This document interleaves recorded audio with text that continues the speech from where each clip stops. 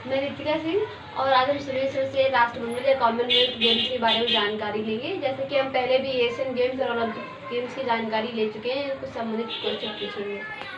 Sir, राष्ट्रमंडल खेल क्या होते हैं? राष्ट्रमंडल खेल वह खेल होते हैं, या राष्ट्रमंडल खेलों को हम कॉमनवेल्थ गेमों के नाम से भी जानते हैं, और पहले इन खेलों को ब्रिटिश अंपायर्स गेम्स के नाम से जाना जाता था। राष्ट्रमंडल वह खेल होते हैं जो खेल ब्रिटिश जो अंग्रेज थे उनके जो पूरी दुनिया में उनका राज था, और उनके जो उपनिवेश देश थे जिन पर उन्होंने कब्जा कर रखा था या जिन देशों को उन्होंने अपना गुलाम बना रखा था, वह देश इन खेलों को खेलते हैं। और इसी को हम ब्रिटिश अंपायर गेम्स कहते हैं, या राष्ट्रमंडल खेल कहते हैं, या कॉमनवेल्थ गेम्स के नाम से जानते हैं। दोस्तों, राष्ट्रमंडल खेल वह खेल होते हैं जिसमें जो अंग्रेजों के गुलाम जो देश थे, वो एक गुलाम देश जो गेम खेलते हैं, उसको हम कॉमनवेल्थ गेम या ब्रिटिश अंपायर्स गेम्स के नाम से जानते हैं। आप देख रहे हैं everything is possible with Sunil. आपको प्रश्न कैसे लगते हैं, क्वेश्चन कैसे लगते हैं, कमेंट बॉक्स में कमेंट करें और चैनल को सब्सक्राइब करें।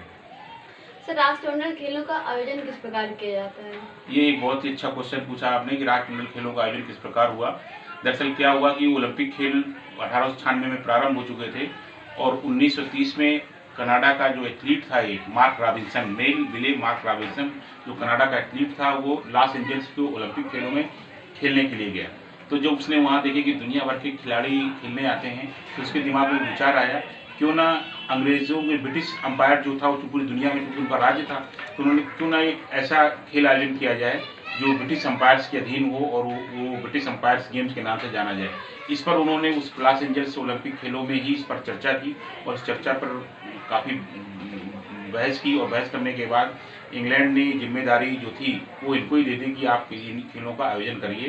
तो जो राष्ट्रमंडल खेलों के जो शुरुआत करने का श्रेय जो जाता है, वो मार्क रॉबिन्सन को जाता है, और इस प्रकार से इन खेलों का शुभारंभ 1930 हैमिल्टन कनाडा में प्रारंभ हुआ। राष्ट्रमंडल खेलों के जनक मार्क विले रॉबिन्सन, जिस प्रकार ओलंपिक खेलों का जनक जो है वो पीरे द कुर्बेतियन हैं, एशियन खेलों के जो जनक हैं वो गुरुदत्त सोडी हैं, इसी प्रकार कॉमनवेल्थ खेलों के जो जनक हैं वह मार्क विले रॉबिन्सन को माना जाता है। सर, भारत ने राष्ट्रमंडल खेलों में पहला मेडल कब जीता?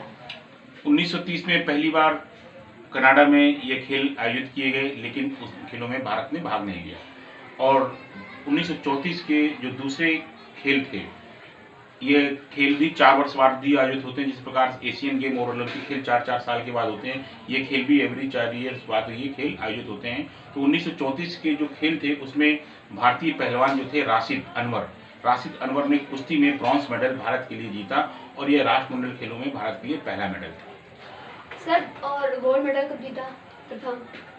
पहला जो गोल्ड मेडल था वो काफ़ी लंबे समय के बाद जीता गया, लगभग 28 सालों के बाद, जब भारतीय धावक मिल्खा सिंह ने 1958 के मेलबर्न ओलंपिक में भारत के लिए गोल्ड मेडल जीता।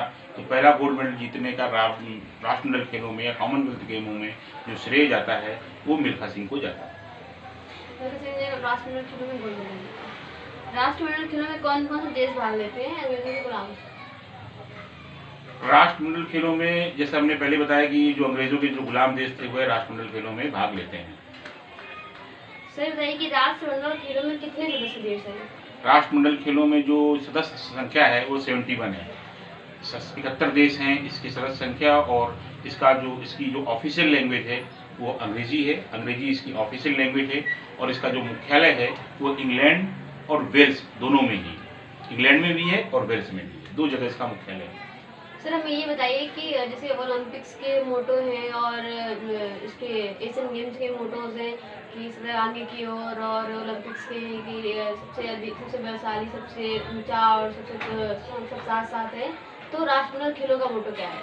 जिस प्रकार ओलंपिक खेलों का मोटो है सबसे तेज, सबसे ऊंचा, सबसे बलशाली, और अभी 2021 में टुगेदर शब्द जोड़ा गया, और एशियन गेमों का मोटो है हमेशा आगे की ओर तत्पर या सदैव आगे की ओर तत्पर। इसी प्रकार कॉमनवेल्थ खेलों का भी मोटो है ह्यूमैनिटी, इक्वलिटी और डाइवर्सिटी, मानवता, समानता और नियति। ये है लोगो कॉमनवेल्थ गेमों का। राष्ट्रमंडल खेलों का संरक्षक कौन है? राष्ट्रमंडल खेलों का जो संरक्षक है वो ब्रिटिश महारानी एलिजाबेथ द्वितीय जो है इन खेलों की संरक्षक मानी जाती है, और उनको ही सभी संरक्षक मानते हैं।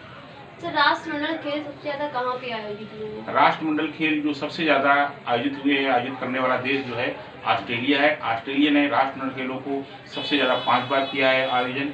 इसके बाद कनाडा ने किया है 4 बार आयोजन, इंग्लैंड ने किया है 3 बार आयोजन, वेल्स ने किया है 2 बार आयोजन और भारत ने भी 2010 के कॉमनवेल्थ खेलों का आयोजन किया था। और ये भारत का राष्ट्रमंडल खेलों में अब तक का सर्वश्रेष्ठ प्रदर्शन था, जब वो दूसरे स्थान पर रहा था और ऑस्ट्रेलिया जो था इन खेलों में प्रथम स्थान पर रहा था। तो राष्ट्रमंडल खेलों में जो अब तक का इंडिया का सबसे बेस्ट प्रदर्शन था वो नई दिल्ली 2010 के कॉमनवेल्थ गेम में था। सर राष्ट्रमंडल खेलों की पहली महिला अध्यक्ष कौन थी?